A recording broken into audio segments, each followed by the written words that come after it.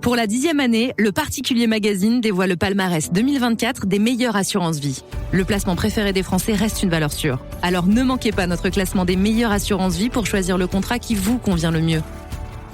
En kiosque pour seulement 5,30 € et en ligne sur boutique.leparticulier.lefigaro.fr.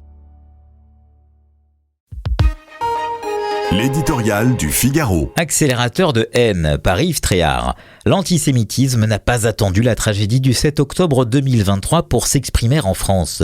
Peut-on oublier les assassinats d'Ilan Ilami en 2006, de Sarah Halimi en 2017, de Mireille Knoll en 2018, tués parce que juifs? Peut-on ignorer qu'un antisémitisme d'atmosphère, loin d'être résiduel, comme ose le prétendre Jean-Luc Mélenchon, gâche la vie de beaucoup de Français juifs obligés de raser les murs?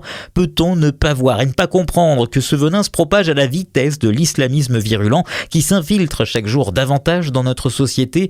Le 7 octobre a néanmoins été un accélérateur de haine, et pas seulement parce que le nombre de violences anti-juives a explosé sur notre sol. Cette date ineffaçable a également désinhibé les discours, décomplexé certains esprits, permis de justifier l'injustifiable. Avec la France insoumise, l'antisémitisme siège aujourd'hui à l'Assemblée nationale. L'antisionisme a bon dos. L'exécration d'Israël et de son peuple est même au cœur de la rhétorique de ce parti. Par une odieuse inversion victimaire, il accuse ce pays de génocide et qualifie le Hamas de mouvement résistant.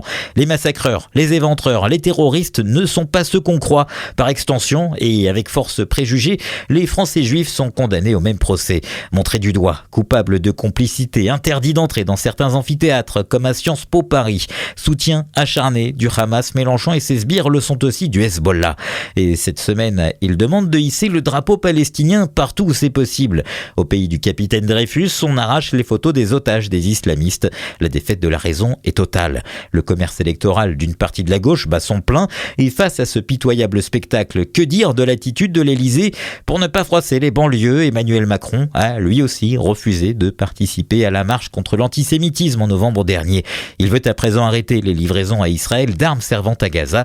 Le sénateur Roger Carucci le dit très bien, la voix de la France ne porte plus parce que plus personne ne sait où elle est.